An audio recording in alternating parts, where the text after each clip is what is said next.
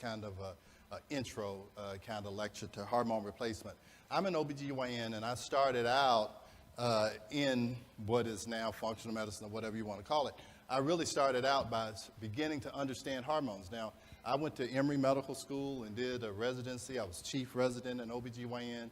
But I'm going to tell you, I didn't understand hormones until I had practiced about 10 or 12 years. Because, and you guys have heard me, I may have it in here, but this is about a 3 or 4 hour lecture that I'm going to do in an hour. And so I'm just going to give you the high points. But I didn't understand hormones, and I didn't have a real incentive to really understand hormones until my wife started having hormone issues. And then I had a real incentive. I didn't care about learning about hormones when I was seeing patients for 15 minutes, because you give them birth control pills, antidepressants, and you move on to the next patient, and you didn't have to live with those patients. When I had to live with a person who had hormone problems, then deep study was very necessary for me. So I went into deep, deep study, and I found some incredible things.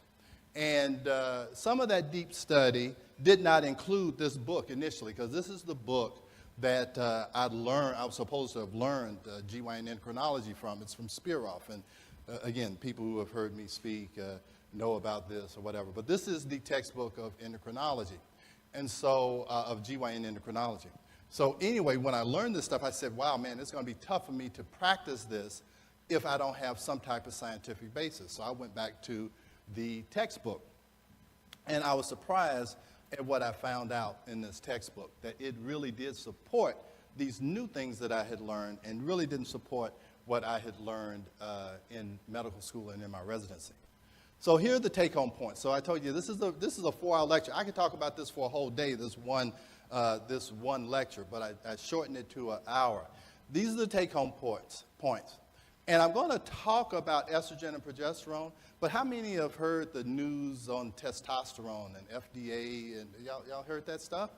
Yeah, that's everybody's surprised. The FDA is going to limit testosterone and all this stuff, but this is what I want to say. If you practice hormone replacement by the book,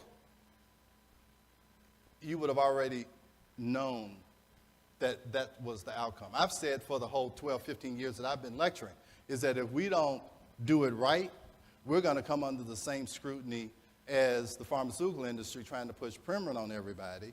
If you do bioidentical hormone replacement wrong, you're going to have wrong results. If you don't monitor it appropriately, you're going to let it get out of control, and you won't know it because you haven't monitored it appropriately. Testosterone in and of itself is not bad, okay? No hormone is bad in and of itself. Insulin is not bad, but if you take too much of it, your blood sugar will go to 0, and you will what? You will die, okay? Estrogen is not bad, but if you do too much, it'll promote too much growth. Testosterone is not bad, but if you take too much of it, things will happen. And so you have to monitor it correctly. So anyway, progesterone slows growth and increases cell differentiation.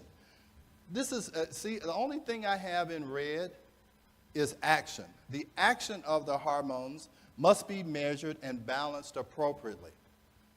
The action of the hormone is different than the serum level of the hormone.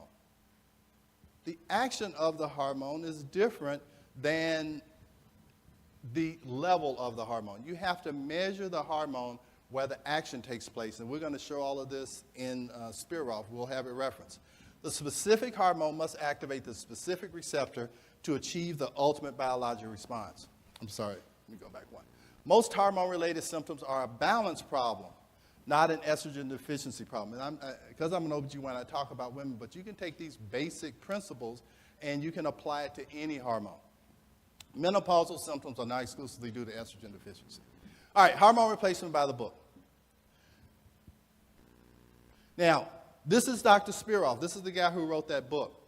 And back in, 2006, he said, we've got to move forward with this hormone replacement therapy stuff. We hadn't gotten stuck with the Women's Health Initiative. It's kind of thrown us off base. We got to keep going. And so what he says is, I tell clinicians that until we have definitive randomized trial data, which we may never have, whatever the patient wants to do is the correct decision. Now, if you are a physician, you don't want to leave everything up to the patient. We had these men come in and said, I want to have the testosterone of a 25-year-old. And according to Spiro, whatever the patient wants to do is the correct decision. So men took testosterone and got to the level they were when they were 25. And was that the correct decision? It's what the patient wanted. But that seems like not to be the correct decision. So if you are a physician and you are trying to promote health, you ought to have some idea of what the correct decision should be and not just what the patient wants. And I'm not talking about anything in particular, but, my wife always laughs when she sees these, and we got mostly women in here. You guys kind of, when you see these men who have obviously been on a lot of testosterone, and this woman is smiling when he's talking about how strong his libido is. And my wife always, she's like, yeah, like they're really that happy. Like the woman is really that happy. Anyway, but it gets men wanting to make that decision. But it's not necessarily the right decision. Okay? Learning is remembering. All we're going to do today is we're going to talk about some stuff you already know. And all I want you to do is to have the courage to do the things that you already know, because you've already learned this stuff. Okay, so don't do it just because everybody else is doing it. Now, I'm going to apologize here. Let me see. Yeah. Oh, I'm trying to make sure. Yeah. I am not. This is going to be a first. How many people have heard this lecture before? Okay. This is going to be a first. I want you to have something that you can say that you've never seen before. I am not. Yes, I am not going to do the caterpillar story. See, Dr. Rao, his mouth opened up. I wanted to have something that you could remember. I didn't want it to be boring for everybody. If you want to hear the caterpillar story, you have to come to one of my other things, where I just talk about this. But I'm not going to do the caterpillar story. So anyway, I have it on tape. You can hear it. You can and let somebody else tell you the caterpillar story. But I wanted this to be memorable for everybody, all right? So here's what we're going to talk about. If you're going to talk about doing something by the book, if we're going to talk about hormones by the book, then what we want to do is we want to understand the very core basic. The very core basic in women's hormones, and what makes women different from men, is the fact that women have menstrual cycles and men do not. So we need to understand that core difference, and then we can move on from there. So estrogen is dominant the first 2 weeks of the menstrual cycle, and estrogen stimulates growth. Progesterone should be dominant the second 2 weeks. Progesterone stimulates development and slows growth. All right, so estrogen makes things grow, and then progesterone makes things develop. All right, so here's how the menstrual cycle goes. I guess we don't have a pointer here. I'll have to bring a pointer. But anyway, what you see up top is the uterus, the tubes, and the ovaries. What you see right below that is the hormones. The red one is estrogen, and the blue one is progesterone. And you see mostly the red, the estrogen, at the first part. And at the bottom, it's a daily cycle, 28-day cycle. All right? So one is over here to the left, and then 28 days is over to the right.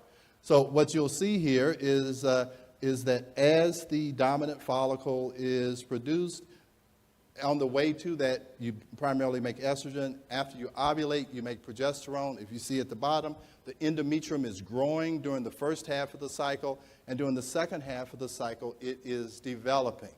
Now, the key here is growth without development will cause a chaotic situation.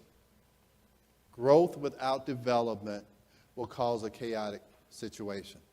If the city grows and you don't develop some structure, you're going to get traffic and you're going to get, things disorganized. You're going to have a chaotic situation. So if you have estrogen, the growth hormone, without progesterone, the development hormone, you're going to have growth without development. Growth in a cellular context without differentiation is the definition of what? Uncontrolled, undifferentiated growth equals what? It equals cancer. This is a interaction here, so you feel free to say what you can answer questions. It is cancer, all right? So if we understand the basics, that uncontrolled, undifferentiated growth equals cancer, then we will know that if we stimulate the endometrium with estrogen without stimulating it with progesterone, that the logical conclusion will be cancer. Okay? And so when we were given unopposed Premarin to patients from 1942 till about 1970, till a study finally came out and said that unopposed estrogen increases cancer risk in the endometrium by 14 times, if we had understood the basics and had the courage to practice the basics, we never would have been given unopposed estrogen in the first place. But because you see TV commercials and ads trying to promote something, and we forget, we don't remember what we've already learned, then we end up screwing up things, okay? So it's just that simple. I have a lecture, Are Your Hormones Making You Sick?, that I give to lay people, and I tell them they need to be an honorary gynecologist.